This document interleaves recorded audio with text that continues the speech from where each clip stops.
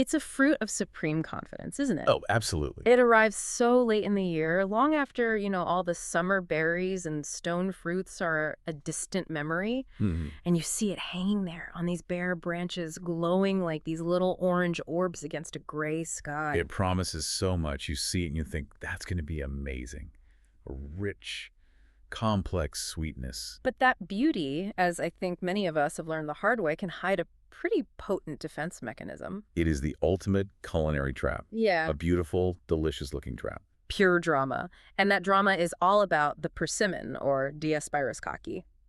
The scientific name, I love this. It translates from Greek to fruit of the gods. Or wheat of Zeus. Yeah, It has this mythological weight to it. it really does. And our mission today is to decode that duality. We're going to give you the shortcut to understanding the persimmon so your next experience is, pure pleasure, not that mouth-puckering shock. And to get there, we really need to start at the beginning. This fruit is ancient. Where did it come from? Its origins are deep in East Asia. We're talking China, mostly, with cultivation records that go back over 2,000 years. Wow.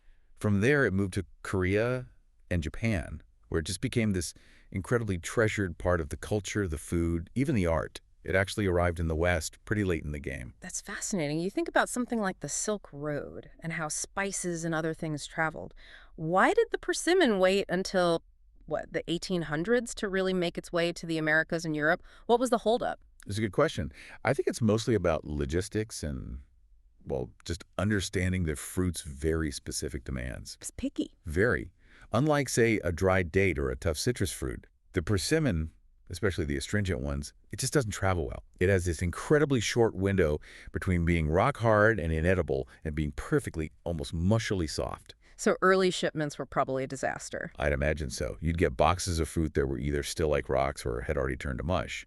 It took real dedication from botanists, especially in Japan, to cultivate varieties that could even survive the journey. So it's the high-maintenance celebrity of the fruit world. But you said the key knowledge we need today is actually pretty simple. It comes down to a great divide. Absolutely. For anyone listening, this is the main takeaway. The persimmons you buy fall into two totally different categories, astringent versus non-astringent. And you have to know which one you're holding. And the entire difference, this whole drama, it all comes down to one thing. Tannins. It separates the fruit you can eat right now Right. from the one that demands, total patience. Exactly. And what's so interesting is that we talk about tannins in wine and giving it structure, or in tea as being good for you. Right. But when you meet them in an unripe fruit, they are purely a defense mechanism. Okay, let's break that down. We hear the word tannins a lot. You mentioned wine, black tea. Yeah. It gives them that bitter or dry feeling. What are they actually doing inside a persimmon to create that feeling that just stops you in your tracks? The feeling is completely physical. It's all about protein binding. Tannins are what we call polyphenolic compounds. And when they're in a soluble state, just, dissolved in the fruit's juice, they're incredibly reactive. Okay. So you bite into a firm, unripe persimmon. Those soluble tannins, they immediately find and bind to the proteins in your mouth, specifically the mucoproteins in your saliva. The proteins that keep our mouths lubricated. Precisely. The tannins just strip away that lubrication almost instantly. Yeah. And that is the astringency, that intensely dry, chalky, fuzzy feeling. It's the fruit's way of saying, spit me out, I'm not ready. It's a brilliant defense system, so it's not just that tannins are there, it's about their solubility. That is the core concept. If they're soluble, they're active, they attack. If they're insoluble. You're locked up. Chemically inert, they can't interact with your mouth, so all you taste are the sugars and the actual flavor of the fruit. Which brings us to the first path, the path of patience. Let's talk about the variety that absolutely requires this chemical change. The astringent type, the Hachiya. The Hachiya. It's easy to spot. It's conical or heart-shaped. It looks kind of like a big acorn. This is the original diva, and it is the ultimate test of willpower. Right, because when you buy it at the store, it's usually firm and looks perfect. The trap is set. For anyone who hasn't made this mistake, describe that feeling again. Biting into a firm Hachiya is, it's true, aggressive astringency. It's more than dry. It feels like your entire mouth has been instantly dehydrated. Your jaw can literally clench. It's not dangerous, I should say, just profoundly unpleasant. So what's the solution? How do we neutralize this chemical weapon? We wait.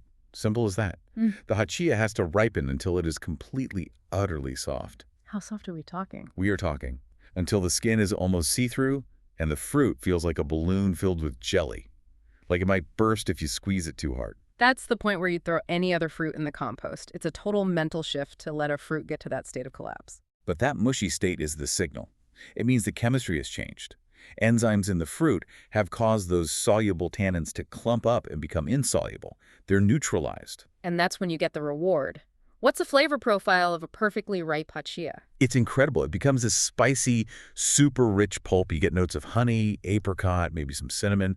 The texture is thick, almost like a custard. Which makes it perfect for baking. Absolutely ideal. If you're making persimmon bread or pudding, the hachiya is what you want. That intense flavor holds up to the heat of the oven and gives you something really deep and moist. Okay, but what if you buy one and it's rock hard? No one wants to wait 2 weeks. Is there a way to speed it up? There is. You can put the firm hachiya in a paper bag with a banana or an apple. Ah, the old ethylene gas trick. That's the one. The ethylene released by the other fruit is a ripening hormone. It just speeds up the whole process of neutralizing those tannins. It unlocks the complexity a little faster. So that's the path of patience. High risk, amazing reward. Let's pivot to the other side of the divide. The fruit, for people who want to skip all that drama. Right. Now we're talking about the non-astringent type, the fuyu. It even looks different. A total contrast. The fuyu is squat and round and flat on the bottom. It looks more like a small orange tomato. None of that dramatic heart shape of the hachiya. It looks more approachable.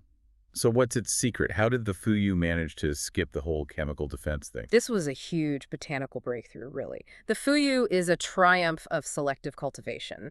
It just naturally has extremely low levels of those soluble tannins, even when it's firm.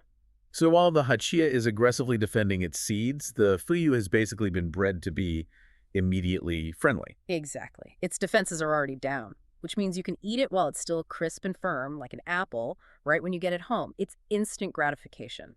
I love that. A single fruit category with two completely opposing philosophies. One demands your time, the other says, eat me now. And the flavors reflect that.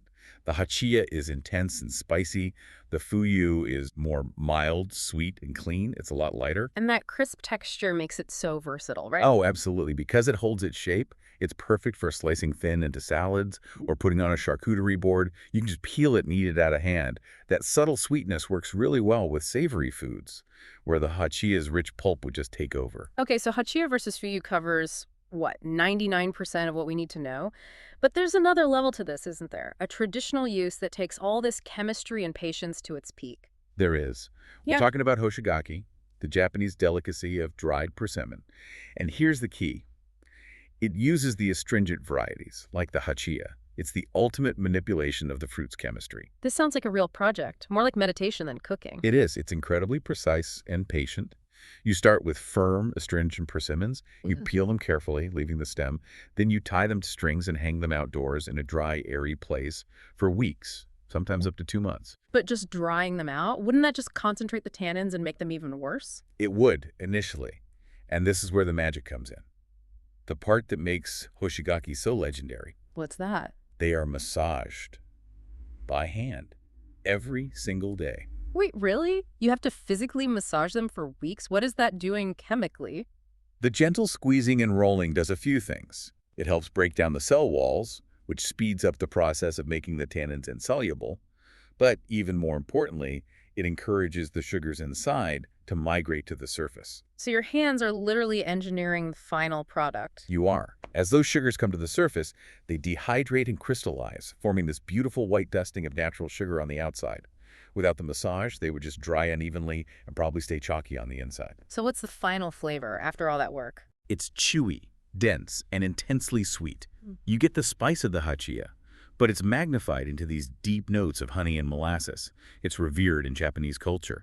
It proves that the difficult fruit, the astringent one, actually holds the potential for the most complex flavor. That is just the highest expression of the persimmon, isn't it? Something achieved only by understanding its defense mechanism and then patiently guiding it. It's a huge commitment of time. It forces you to slow down and work with the fruit, not against it. Okay, so let's recap the core lesson here for you, the listener. The persimmon is this mysterious traveler hiding its treasure. But now you know the secret. You have a choice. Do you commit to the intense baked complexity of the conical hachiya? Or do you go for the immediate, crisp sweetness of the squat Fuyu, the fruit made for instant gratification. The difference between a great snack and a terrible experience is just knowing the shape. And the fact that this one fruit demands we think so differently about time and preparation, it's Oh, just fascinating. It raises a bigger question, doesn't it? it does. What other hidden chemical secrets are waiting in the foods we eat every day? How many simple ingredients are actually hiding a complex puzzle that only a bit of patience and understanding can solve? Yeah. I think it encourages you to explore what dedication really unlocks in the kitchen. So next time you're in the produce aisle, don't just grab an orange orb, check the shape. Conical or squat, patience or pleasure. You now know how to win the persimmon game. That's all the time we have for this deep dive.